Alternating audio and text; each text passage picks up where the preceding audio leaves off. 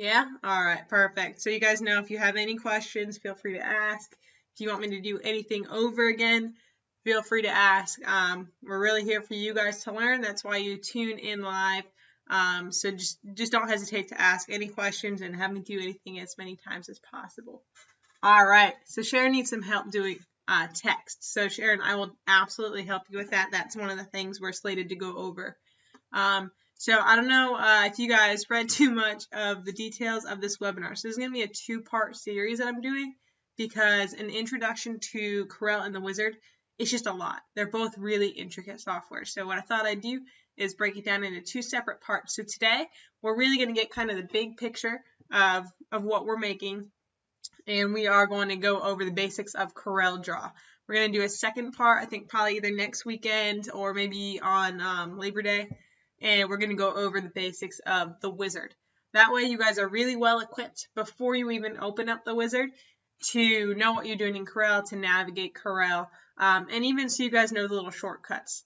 Then next week we're going to bring the Wizard into things, and we're going to, again, go over those basics. So you should be able to kind of mesh them really well after this two-part series. All right? Cool. So I guess I should introduce myself. My name is Hope. I used to work in the call center at the Rhinestone World, and then I moved. So now what I'm doing is just some webinars every so often. I might do about one a week, maybe a little bit less if I get busy. But I'll pretty much just be doing webinars. If you guys do have any questions, feel free to email me, but I won't be in the office or able to call like the other guys will be. But still, you can try to get in contact with me. I'm sure they'll forward the message. So here we go. Let's get started. You guys can see CorelDraw on my workspace. I'm working in Corel 2017. It's really not too much different than what you guys would have with 6, 7, 8. The icons might look a little bit differently. The nice thing that Corel does is if you hover over something, it's going to tell you what it is. So, shouldn't be too difficult to keep up no matter what version you guys are working with. So the first thing I want to go over with CorelDraw is going to be the workspace here. It looks like a piece of paper on your screen. It really doesn't affect too much. I know a lot of people like to work in their workspace. Some people will use it as a reference point to know what size their design is. But really, when I'm designing, when I'm working, I never pay attention to my workspace. When I go to export something or send something to a cut software, that's really when I'm going to start paying attention to it. But for now, when we're designing, you can either ignore it or make it big enough to where your whole design will fit on it.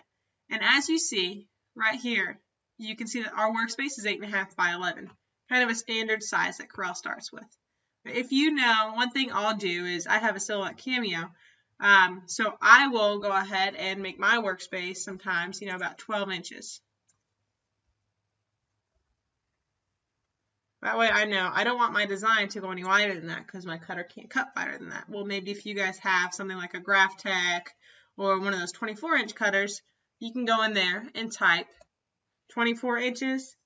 And that way, you can know how big your workspace is going to be. You can do 24 by 24 if you know that you have that much room or whatever you guys want to do with that. Michelle can't hear anything. Well, Michelle, let me try to type a response to you. Let's see if she can restart. All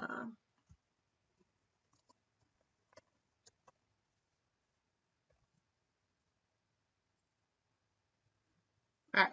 Sorry about that. I want to make sure she's able to get in here. So I wanted to restart her GoToWebinar. Hopefully that'll help her out. But yeah, that's pretty much the deal with your workspace, guys. When you go to save your designs, always make sure they're on the workspace so you can increase your workspace to make sure your design fits on there or what have you. All right. So the next thing you'll see kind of as you're looking around CorelDraw is this little icon, hopefully. Does everyone here have the TRW Design Wizard? If you do and you don't have this icon here, I know there are videos that you can watch. That'll get it on there. But pretty much you would just click that and it'll open up for you. Cool. Now, if you guys don't have the icon, again, feel free to, I think there's videos on YouTube that you can watch where it'll open up. And you can also call the call center and they'll put it on there for you. They don't mind that at all, or at least walk you through how to do it. We're not going to, again, like I said, we're not going to work too much. Hey, all right. Belinda's able to put it on there herself. She saw the video. But yeah, we're not going to work on that too much today. We're really going over the basics of Corel so you guys know how to navigate around before you open up the wizard. All right, so on this left-hand side here is your toolbar. This is going to be your main toolbar. And as you guys will notice, as I click on each of these little areas on my left-hand toolbar, my top toolbar is actually changing. So as I kind of click around, you're going to see different options for all of my different tools. So whenever you guys click on a tool on the left-hand side, look at the top and see what options you get for that tool. So a big example, an easy one to see is your shape tools, like your rectangle and stuff. It'll let you do rounded edges and kind of straight edges and adjust that shape. So just kind of think of that. Your left-hand toolbar is going to give you tools, and your top toolbar is going to allow you to actually edit within those specific tools. Our first and most basic tool really is our pick tool here. This is basically just going to be your cursor. It allows you to select, allows you to click around and move around your design without really adjusting or editing the toolbar at all. And every one of these left-hand toolbars and left-hand tools is going to have a little flyout. And that'll allow you to choose basically different variations of a similar type of tool. So I have my pick tool here, which like basically allows me to select in a rectangle. But then you can go to your freehand tool, your freehand pick tool, and you can maybe select just a little certain areas of your design. It allows you to do more than just the rectangle. So I'm going to go back to my pick tool here. One thing, guys, basically every time I change my tool and edit, I'll always go right back to my pick tool. So an easy way to do that is, say I'm on my shape tool and I draw a rectangle. If I hit the space bar really quick, I'm going to go right back to my pick tool. It's just a quick way to go back and forth. All right. And the tool underneath our pick tool is going to be our shape tool. The shape tool is going to basically allow you to adjust any shapes that you draw. I'm going to skip that one for now until we get into really how to draw shapes, but we're going to come back to it. We really don't use these two this much. This is your crop tool and your zoom tool. I honestly will very rarely use those. But then we get to this guy here. So these are our drawing tools. Within our drawing tools, we have our freehand tool, our 2-point line, the Bezier, pen, B-spline, polyline, 3-point curve.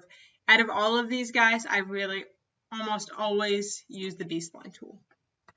The B-spline tool is going to be, kind of our best friend when we're working with vectors. We can draw, we can trace. So the way that you use it is basically just click once and you create a node. That node has a line attached to it. Then I can click again. I have another node. And as you can see, I'm drawing my shape. So I can take it and I can draw a rough heart, right? Now the cool thing about the B-spline tool and CorelDraw is if I draw that and it looks really ugly, I can go back and I can adjust it. Now the way I'm going to adjust this is by clicking on my shape tool. And I told you guys I would come back to that. So I'm on my regular B-spline heart that I just drew.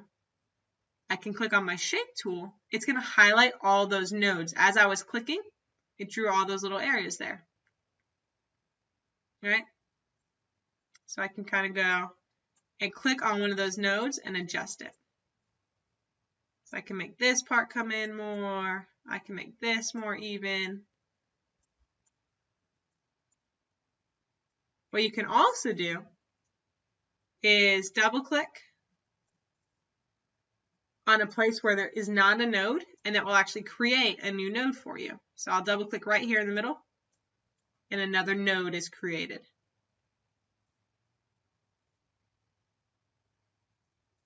I can double click on a node that already exists,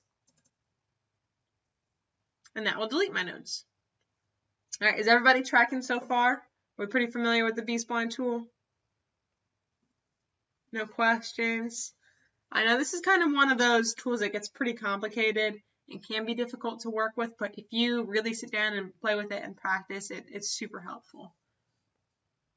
All right, so I'm going to show you guys one more trick with the B-spline tool, and then we're going to move on. And I know I'm going pretty quick, but we do have a lot to cover. Belinda, I actually do believe there's a video on just the B-spline tool. Also, if you guys want some more help on this aspect, there's a video, there's actually a lot of videos called Tracing Made Easy. And those go over the B-spline tool, how to edit those nodes, and it also goes over basic tracing tools. Because what we'll use this for a lot is tracing around an object. So if we have, you know, like a picture of our kid or something like that, what we'll do is kind of just put the picture on the screen and trace around it with the B-spline tool, and then we have a silhouette of that person. So I would look for Tracing Made Easy. That's super helpful. Okay, so we have our nodes, right? And we have our line that is created by those nodes. So if you guys can see, it's kind of weird because when you're drawing with your B-spline tool, you're creating nodes, but the line isn't actually attached to those nodes, right?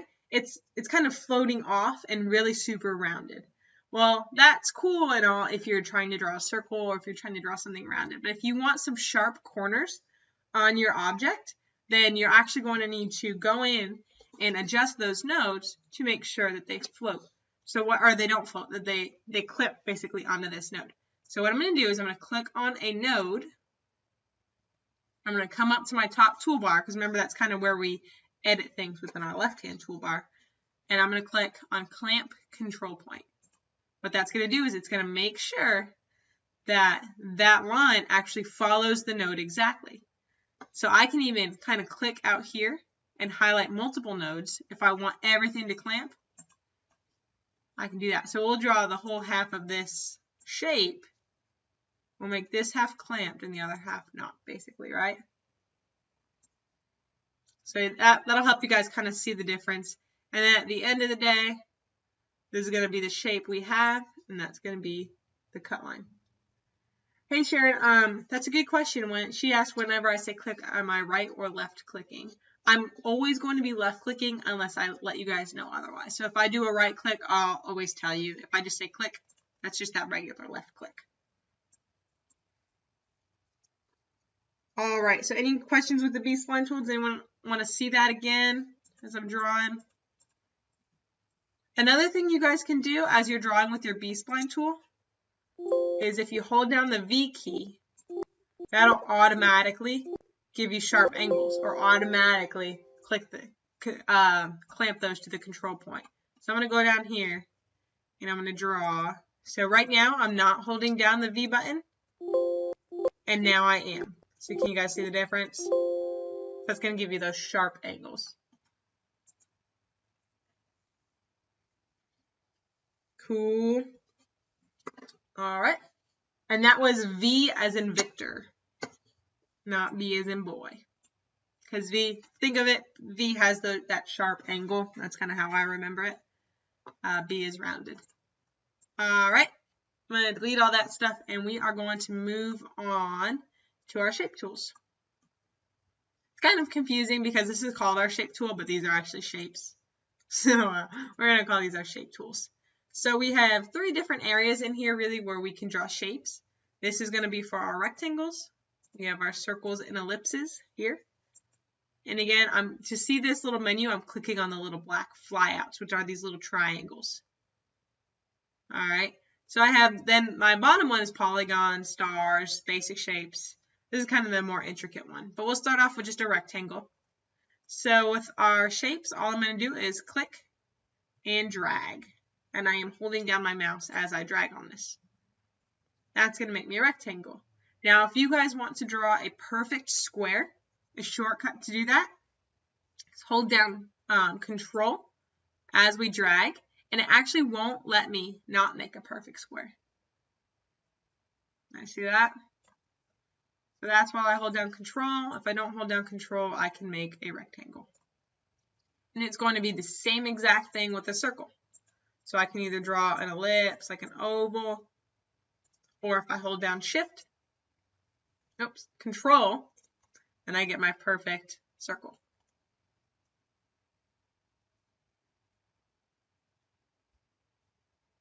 And again, you guys can see, I'm always going back to my pick tool, because if I try to, say I have my circle tool, if I try to move one of these circles, well, I can't. I'm just going to keep drawing more circles. And I see a lot of people get really frustrated when they're trying to move something and they're just drawing more shapes. So just go back to your pick tool here or hit the space bar, and we can select and we can delete.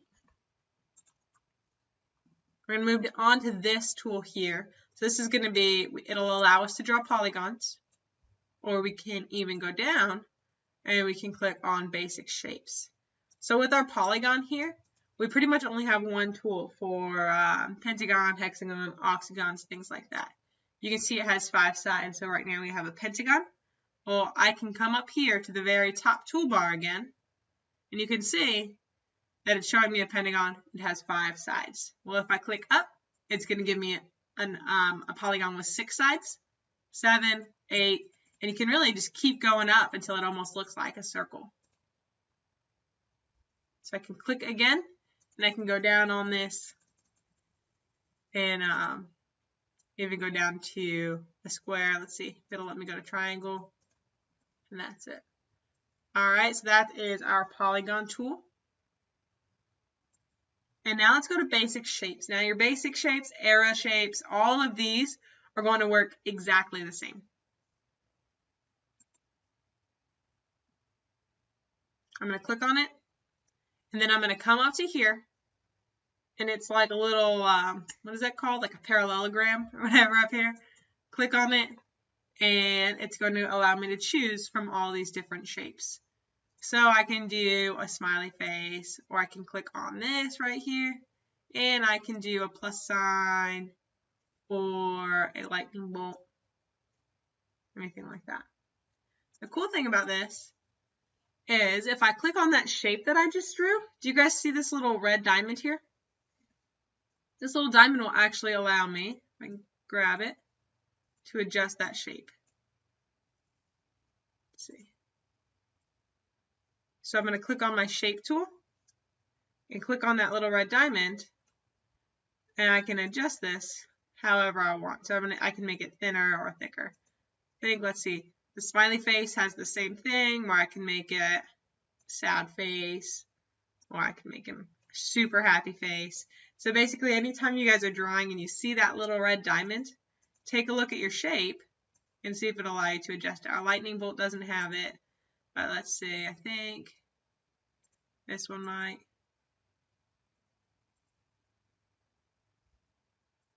Yep, there again. So we see that, so we can go to shape tool and boom. If you want to make a cross out of the plus sign, now this one, as far as editing, it doesn't quite allow you to do it with our red diamond, but what we can do, so I'm assuming when you mean cross, you want this bottom to be a little bit longer. Well, what we can do is we can grab our shape tool here and see if we can get our nodes. Might have to do, let's right click and we'll convert it to curves. All right, so when I convert something to curves, I basically take it and I make it basically into an object rather than something that CorelDraw created. So I'm kind of taking the limits off of it. So again, what I did was I right clicked on this guy and I hit convert to curves here. It's grayed out because I've already done it. But now what I can do, once I convert something to curves, I can really edit it with my shape tool. So I can click shape and I can take these little nodes. So I'm using my shape tool to select these 2 nodes, and I can kind of pull that down and make a cross out of it. Now if I want these guys to be a little bit more thin, I can even pull these down. And now I'm selecting multiple nodes at the same time by just kind of dragging it. All right, absolutely. So somebody wants me to make the happy face sad again. So let's do that. Hopefully that's not a reflection of this webinar, but let's see. So I can adjust that cross however I'd like. And we'll go back to our happy face. Okay, so, all right, it looks cute, so she wants to make it again. All right, so we're going to go to our shape tool here. We're going to remake this happy face. We're going to go to basic shapes. and it's going to pull up whichever one you've done last. So if you look and it says perfect shapes, that's going to basically be where you can pull it out, and we can click right here. And we have our happy face. Now, Sharon's asking if they already have emojis done. Unfortunately, they don't have emojis built into the software, but we're going to go over a quick trace at the end of the webinar here, and maybe we can do some of those. Maybe they'll work for you, okay? Just remind me when I do my quick trace that you want to do some emojis. It'll be super simple. Now, Myra, I did show them that once we do make our happy face, we can actually adjust it here. So I'm going to click on the shape tool. And if you see that red diamond on any of your shapes, you can kind of click on it. You can make it sad, or you can make it happy again. Okay? Is everyone good with our basic shapes tool? Good, good, good. All right. I'm going to go ahead and move on. Let's do some text editing. Okay. Now, I know we had some questions about text, so I'm going to start going over the basics. If you guys have more questions, let me know. All right. So our text, obviously, we're going to start by clicking on this A down here. This is our text tool. Now, one mistake that I see people making right off the bat when they start with their text is you'll draw a text box, right? And then you'll be like, okay, cool. I have all this room to type in my text box. Well, it's not necessarily wrong that you do that, but the way that I do it to make my life a little bit easier, because once I start typing, I really don't know how big I need my text box to be until I'm kind of done, right? So what I'll do is just click, and I'll have one little cursor there. Can you guys see that? So I have my one cursor, and I can start typing. The reason I like to not make a text box is because, say I draw my text box here, so I'll click, make it. I might make it too small, and then if I start typing,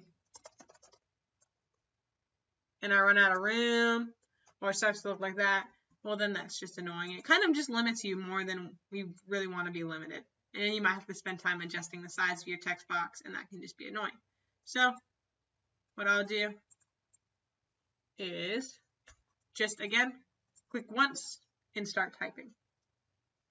All right, so let's see. Molly wants to see covering bolding text, especially for a monogram. Karen, you want to adjust the cursor size. Okay, so that's going to be your point size. And for text, we always use point size. I don't know if you guys wrote essays in school on the computer. They'd always have to say it had to be 12-point font, right? That's your point size. So I can make this as big as I want. You can even honestly go in here and type like 3,000. So that's going to be the size of our font. So I have my cursor here, and I can write hope. Another thing that you guys can do is zoom in and out on your workspace. I know when you first start with text, it always makes it 12 point, or like pretty small, like between 10 and 12 point on here. What you can do, does everyone have a mouse? Hopefully you have a mouse. It's going to make your life a lot easier. If you don't have one, buy one. It's totally worth it. And that mouse should hopefully have a little scroll wheel in between your left and your right clicks. If you push forward on that, it's going to zoom in. So wherever my cursor is, I can zoom in on whatever I'm working on, and then I can zoom back out. So that's another way, rather than actually adjusting the size of what you're working on, you can just look at it a little bit closer. With that scroll wheel, one other cool thing you can do is click down on it, and it'll allow you to pan around your screen. So you'll get the little hand, and you can move your screen all around. So if you're like looking for something, you guys ever have like a million things on your workspace and you're trying to find it, you can't, that's one way to do it as well. So it's going to be clicking down on the scrolly wheel in the middle of your mouse to kind of zoom in there. Okay, so we have our cursor size adjusted. That's our first question. Okay, so there's actually a few people who want to know how to make a font more bold. So there's a few ways that we can do this. So let's see. We can double click So what I do to edit all my text, I did that kind of fast. So I'll double click on my text, and I know my cursor's in my little text box here, and then I'll hit Control and A. And what Control A will do for me is highlight all the text in that text box, and then you can go B right there to make it bold. Now what I think you guys want to do for like monograms and a script font, I think this is kind of where you guys are going. So we'll do, I don't know, A, B, C for our monogram. So I kind of have a feeling you guys don't necessarily want your text more bold. You want to actually make it a more thick text. So you kind of want to do like a contour or an island around it. So this is something that you can do in just CorelDraw. So I'm going to show you the CorelDraw version first. And then next webinar, we're going to go over the wizard. And we're going to do how to make islands around something and contours around something with the TRW design wizard. So here's my little theoretical monogram, right? My ABC. So what I can do is click on this contour tool, click on my shapes, and I'm really just dragging out. So that's actually going to make my text more thick. Is that kind of what you guys are thinking about doing with your monograms? Let's do it with a script. That's what I meant to do. Because I know script fonts are usually really thin, right? And with your monograms, you want to cut it with your cutter, so you want it to be nice and thick, and you want it to be bold. So let's make this a script font first. Now, I'm not sure if everyone knows how to change your fonts, but we're going to highlight our text. We're going to go up. Usually your default is Arial, so we're going to go up to this little drop-down box here, and let's do a pretty, not that one, like a pretty script font. How about this one? Okay, so we have our script font, and I want to make it thicker. So I'm going to click right here on the contour tool. All I'm going to do is click on just an area inside my shape here, and I'm going to just drag out. And as you guys can see, the farther I drag, the more thick that contour is going to be. So you want to do a happy medium when you're doing these contours, where it still looks like the shape, where it's not too thick. But again, it's going to be easier to cut and weave with your cutter, and it's going to look bold on your apparel. So maybe something like that is what you guys want to do. All right. Now we're going to get into something that's a little bit tricky. Because what we just did was we added a layer to the outside of our text, which you can't really see too well in your normal view. Has anyone ever looked at their wireframe view? Go right here. Okay, so our wireframe, you guys can see that basically the contour we made around our text is the same color as our text. So we actually still have two layers here, right? And if you cut this with your cutter, you guys are going to get two cut lines, and you probably don't necessarily want that. So there's a few different ways that we can deal with this. We can right click. Here it is, break contour group apart. I'm not sure why it wouldn't let me. So what I did was, let's do Control Z. So I'll right click and break contour group apart. And what that does in my view is it actually separates those two. You can drag them apart, and now you can cut that easily.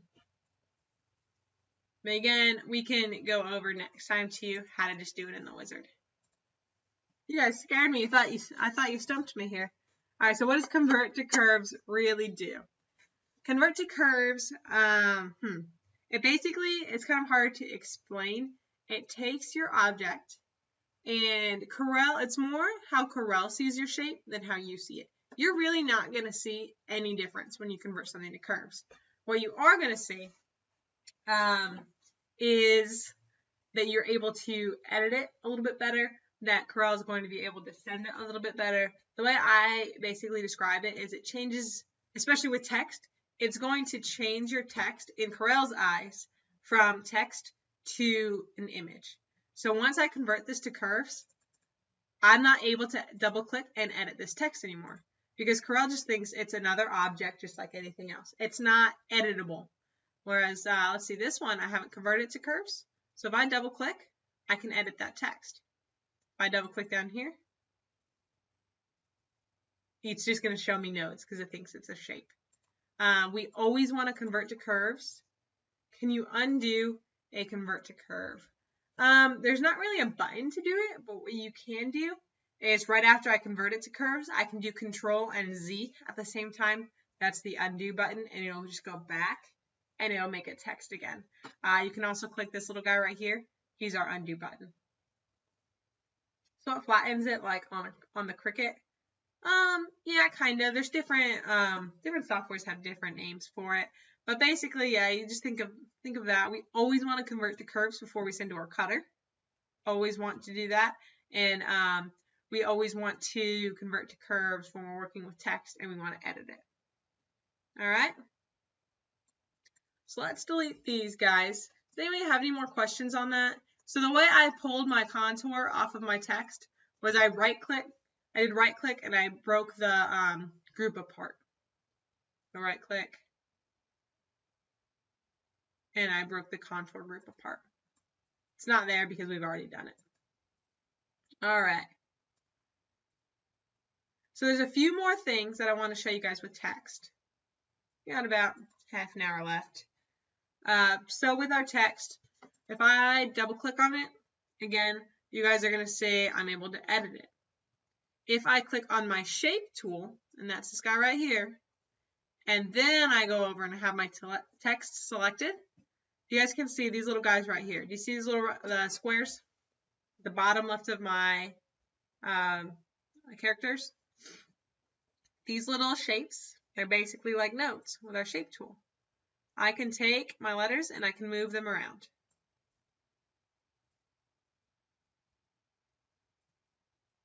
So basically this text is still in text form, but I've moved it around. So I can still double click and I can edit. It just kind of jump around like that. Another thing that I can do is I can click my shape tool, and I can adjust the spacing of my letters. Now this is something you guys might want to do when you're doing things like monograms and stuff like that, is actually adjust that spacing, especially if you want to make your letters thicker and bolder. Let's do, so I have this typed, right?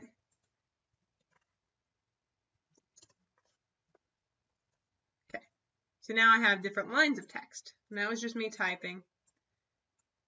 So again, I can click my shape tool and I can adjust my text this way, but I can also adjust my lines of text. And this is nice because it's going to do it all evenly. It's going to move it all kind of at the same space so you have equal spacing amongst your letters. All right, so we did our text, our spacing, we changed the font. Does anyone else have any questions on text while we're here? Is there anything different you do with text from making sense? Just in the reading.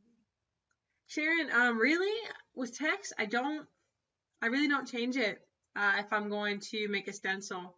The only thing different, I guess, is if you're doing heat transfer vinyl. Does everyone know when we do HTV? Oh, you're fine. She had a typo there, but I still read it. When we're doing HTV. Oh, we want to do the spacing again. Yeah, absolutely. So I'm going to type, zoom in here. See, as you guys can see, I paid no mind to my workspace. Some people do. I just don't. So I have 1 word. I have 2 word. I have 3 words. Aw. No, I did a typo. Ice cream. Okay. So here's my text. I'm going to make it a little bit bigger. Again, that's just by grabbing these guys here. I'm going to click on my shape tool. And you want to do, it's like an arrow, but it's got these 3 lines here. So all I'm going to do is click on it and drag. And I'm going to click here and drag. Cool. Okay, so we got that. Okay, so as far as doing our stencils for etching, for heat transfer vinyl, we're going to mirror our text before we cut it out. We mirror everything with heat transfer vinyl before we cut it out. With our stencils, we're not going to do that. So I'll show you guys an example here. So say I'm doing my ABC, and this one I'm going to put on a shirt. This one I'm not. Well, I'm going to click my ABC. We can do a right click. Actually, let's do object. And we'll do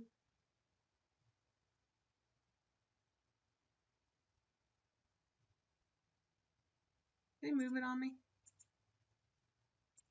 Let's just do this. Boom. We'll mirror that way. Alright, and then this one for our stencil, we're going to leave just like that. Now if we look at our wireframe, we're going to see these lines here, right?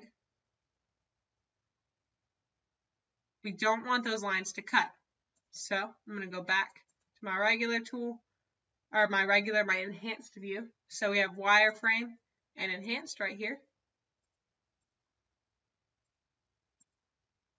We can select our object, and I'm going to click right here and weld it. That's going to get rid of those lines, because any lines that you guys see in your wireframe, it's going to cut in your vinyl. And sometimes, you know, if you have glitter vinyl that you're working with, you can get away with it. But if you don't have glitter vinyl and you're just doing regular HTV, you can't really get away with it. And you'll see the cut lines, and you'll have to recut it, and nobody wants to waste vinyl. All right. So, any other text questions? Cool.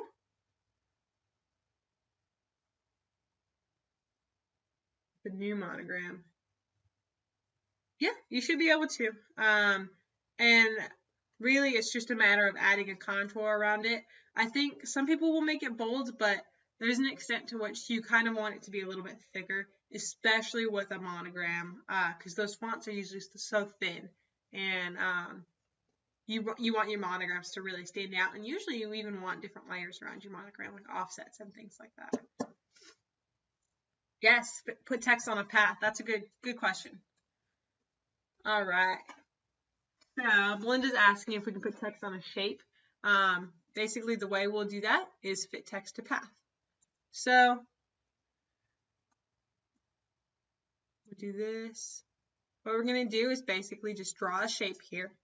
And what we want is for our text to basically fit in like a little arc around that. So I have my text tool here. Let's make our point size a bit bigger.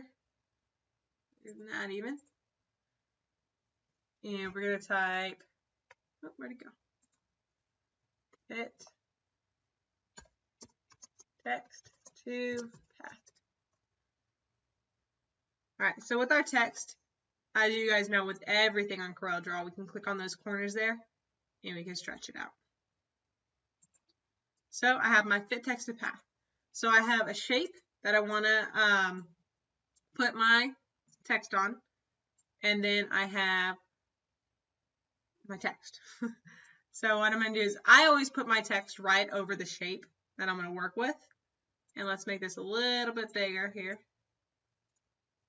So all I'm going to do is I'm going to click on my text. Does everyone see this little A right here? It's fit text to path. And there we go. So basically all I'm going to do is drag it around. So I can put my text on the inside of this shape. I can kind of move it around. Can even go off the shape a little bit. Now, one issue you guys are going to run into is when you want to put text on the bottom of that shape, right? So I have my TRW here. I'm going to do my fit text to path, right? And if you guys check it out, it's always going to go on upside down. So all you need to do, don't worry too much, is come up here. You guys see these little mirror tools? So you're automatically going to know if you want to put something on the bottom of a circle, you're going to use both. So I'm going to mirror it to where it comes on top, and then you can see that it's backwards. So I'm going to mirror it again. Now when we put text on the bottom of a shape, we usually run into an issue where the tops are kind of a little too close for comfort. So what we're going to do is click on our shape tool again, and you can just stretch that out. So there we go. We have our text in the bottom. And now if you guys aren't happy with it, you guys can always still adjust it along this shape. If you want to get rid of this path, because usually when you fit text to a path, you really don't want this circle in your design. You just wanted to use it. All right, so we're going to highlight everything, right click, convert to curves. Okay. And do the same thing on this one. We want to convert to curves, and it'll release us.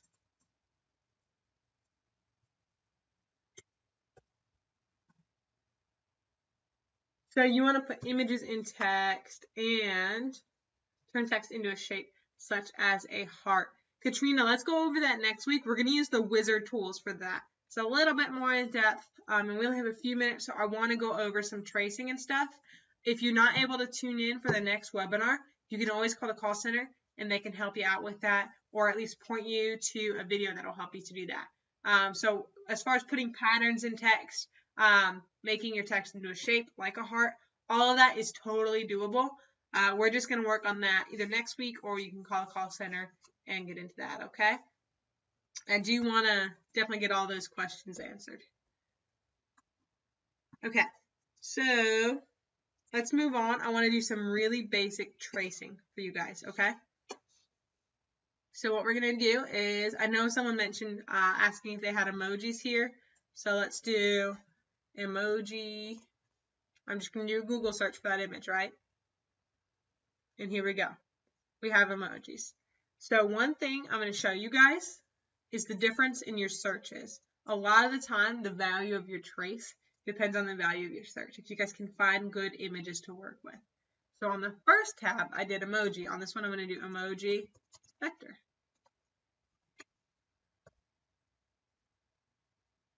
All right. So as you guys can see, I'm going to kind of toggle back and forth. You know, if you guys have worked in other programs where you've done, you know, cutting vinyl and things like that, I think you guys will see the difference, right? We have some shading here going on these images where I just did emoji. Where I search for emoji vector, I really just have these flat images that are going to be way easier to search for. So let's do this guy. I like this one. So I'm on Google Images. You guys can use whatever internet browser you choose, but I just did a search. I'm going to right click. We'll do copy image. I'm going to go back to my CorelDraw here. Let's do this one.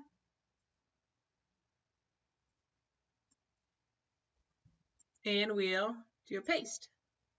So now we have this image.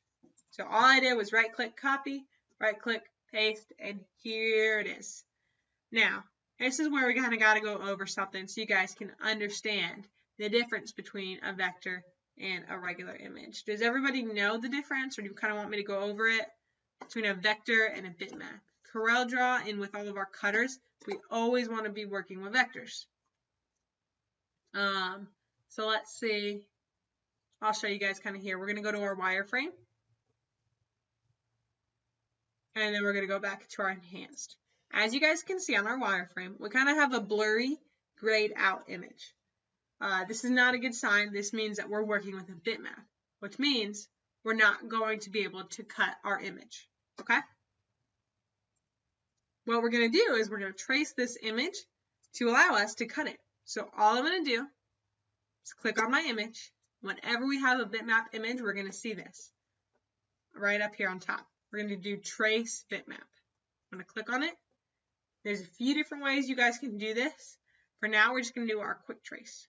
So I'm just going to click. And there we go. Now I have a traced image. Sharon, she's asking, so if we searched for an emoji vector online, why did we not get the vector artwork? That's a good question. So that is because of the way that they put the image online, basically. So when you guys, I don't know if you guys have online stores or anything like that, it's all in really the way that you export your image. A lot of these people, what they'll do is they'll have basically just a display or a sample of what that vector would look like if you were to go in and actually download the vector file, then you could have maybe the vector image that's already traced for you. Most of the time, either you have to pay for it or you're not able to download that vector. They just want to show you a preview of it, and the Google image search is just a preview of those vectors. So I know that's kind of confusing, but whenever you pull an image off the internet, you're always going to want to trace it. Like 100% of the time, if you just do copy and paste, it's always going to be a vector. So I'll show you guys the difference. So I did a quick trace on it, and now I'm going to go to wireframe, and you guys can see one of these images has cut lines and the other doesn't. So this left image here is going to be that original image that I pulled from the internet. This one is one that I did my quick trace on. And you can see if I send this to the cutter, Sharon, they probably are. They probably are something, she asked if they're copyright. We really don't ever want to take an image from the internet and just straight up sell it. I mean, you wouldn't want, if you made a design yourself, you wouldn't want somebody to do that and straight up just sell the design that you worked on by stealing it. What we can do is we can take aspects of these and we can change them and we can use them for different stuff. I know some people, they'll make a shirt for their grandkid or something like that, and you won't sell that shirt. If you're not selling it, you're absolutely welcome to use these. If you are selling it, making a profit, what you're going to need to do is do a trace and then edit it to where it's completely different. So I can show you guys a little bit of like maybe what that would look like, right? So does everyone understand what I did to get this quick trace and why they're different? So I clicked on my image, I did trace bitmap, and I did quick trace. It's a really easy 3-step process. Now there are way more intricate ways to trace, to do more difficult images and things like that. That's going to be in kind of more of an advanced webinar. This is just kind of for super basics, right? So here we go. I have my traced images. Now say you guys wanted to adjust this for to be able to sell or whatever it is. What I would do is right click and we can ungroup all of the objects. We can get this black away from it. Maybe you could take off the tongue and like make your own. We can use our shape tool and kind of adjust it. So basically what you would do is you would use this just as kind of a reference to start making your own design, or you could use it to for something personal, like a personal project for yourself. Right, so I'm gonna come in here and just to show you guys really quick what you can do with a traced image to kind of make it your own.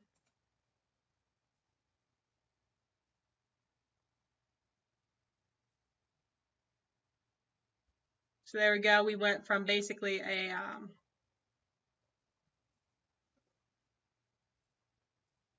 winking one to a smiling one. Now obviously we could always come in here and edit this a little bit more.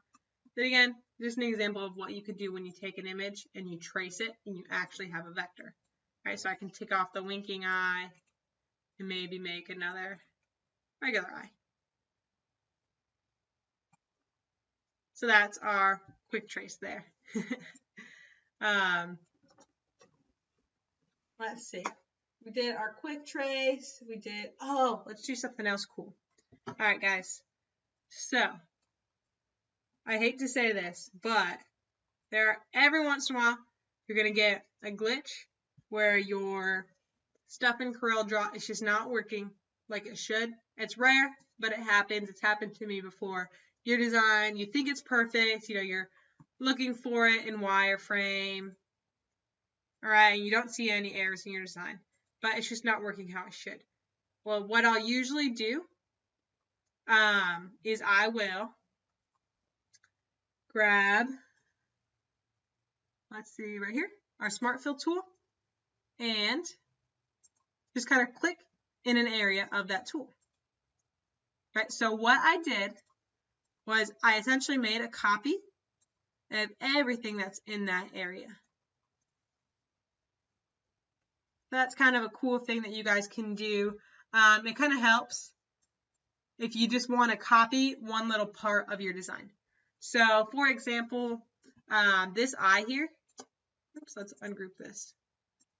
This eye is actually a full circle, right? It's a full white circle.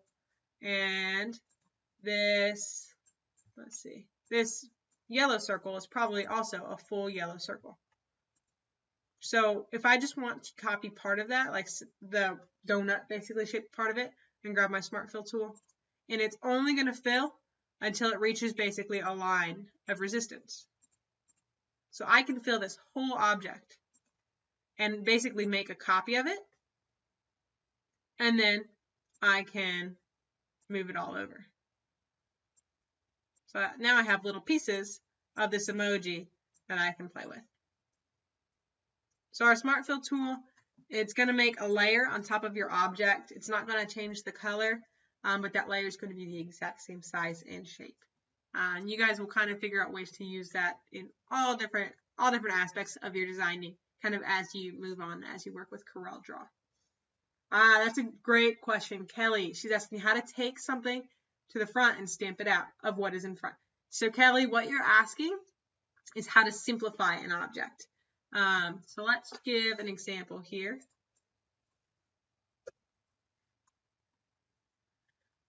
So we have, let's draw a square, and then we have a circle.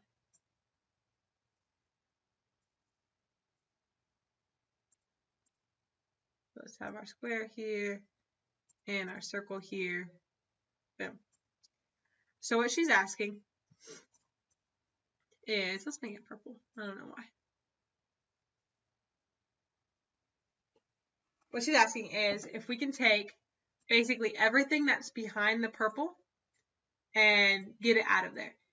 This is really important to know how to do, because if you guys are using glitter vinyl, if you're using strip flock, let's see what else is not layerable. Any vinyl that you can't layer on top of each other, you're going to need to learn how to simplify. So there's a few different things you guys can do. I can click on my purple circle, hold shift, and click on the black. Now I have both selected. So when you guys hear something like shift click, hold shift, and then anything like that, it's super easy. All you're going to need to do is, all it does is select two objects at the same time. So I have one object selected, right? If I hold shift and click on another object, I have two objects selected. That's all it does.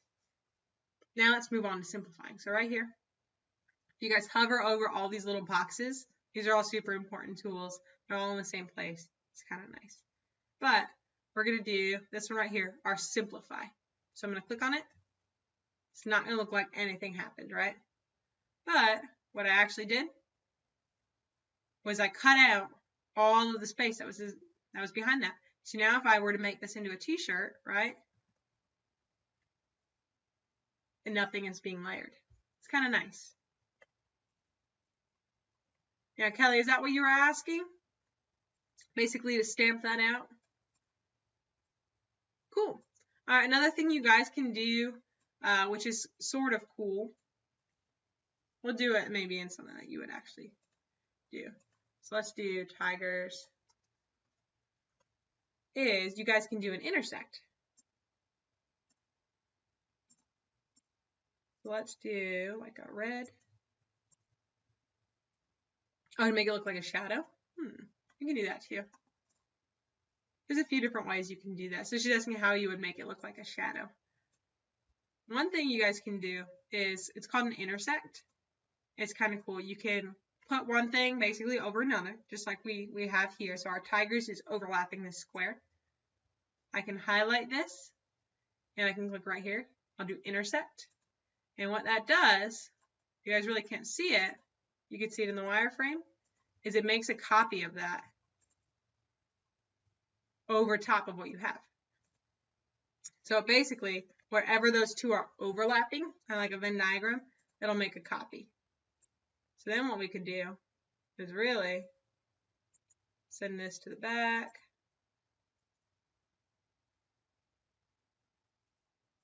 And then we have like a two-color text.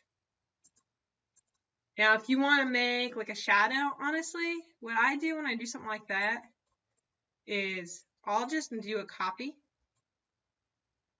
and I'll make it black. We can kind of zoom in here and I just sort of place it like that. And you can send it to the back, obviously. Order, right click, do order, and to back of page. And we kind of have a shadow there. And now what you could do is do your simplify, right? Because if we go to our wireframe, we're overlapping there. So I can do my simplify. So I'm going to click on the red, hold shift, click on the black, and simplify. Now, boom, we have that cut out. Now, one thing that I've done, guys, that looks really cool is I've done something like this, and I've etched it on mugs and stuff, but I've only etched this part. And it looks pretty cool if you just do that. The etching, I don't know, it adds something cool to it, whatever. Let's see. Any other questions, guys? We have a few minutes. If you guys need anything else, just ask me. It's Saturday. I don't have much else going on, so we'll just answer questions. So she's doing volleyball. She wants eagles to show up as another color inside of that. Okay. You simplify. Yeah, we'll do our simplify again, Kelly, and then I'll see what we can do as far as that. I think I know what you mean. Yeah. So our simplify. Let's do a circle. Do it blue. And let's do some text. Here. Let's make it nice and bold. There we go. So now we have one of our nice bold texts. I'm going to put that over my shape, right? So again, we don't want to layer because when you layer your shapes, or when you layer vinyl, sometimes it won't stick as well. So we can click, hold shift, click again, and we're going to do simplify. And there it is. Cool. All right.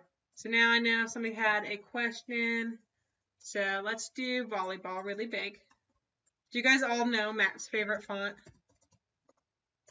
He uses it for like everything. I might have put too many L's on there. We're going to do Matt's favorite font. It's the Impact font. Let's see. I think I have it. There it is.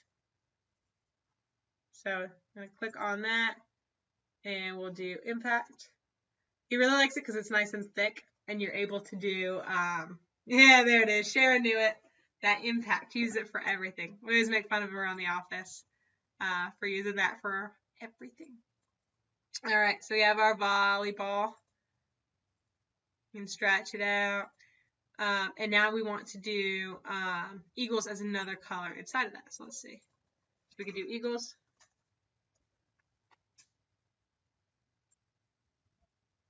Yep. So I think what you want to do is, let's do like a brush script. This is like that classic sports design here.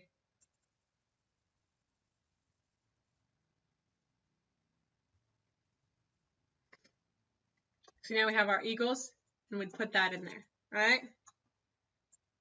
Boom. So we can do a simplify.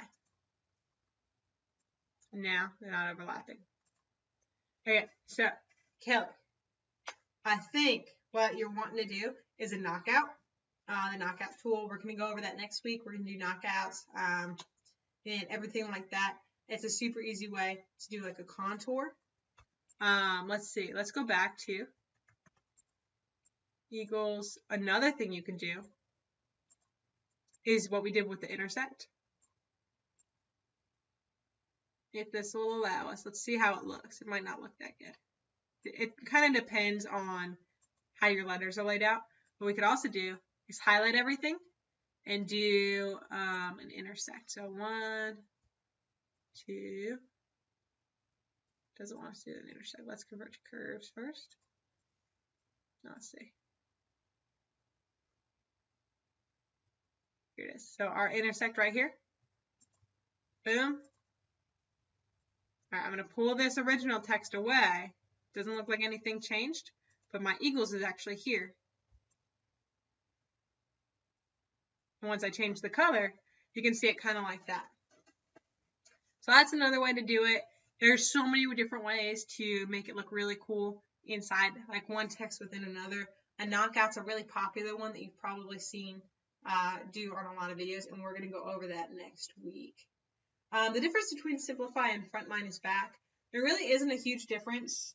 The front minus back and the back minus front just allow you to choose which one you're deleting. I always use simplify. There are some people that I know who always do front minus back.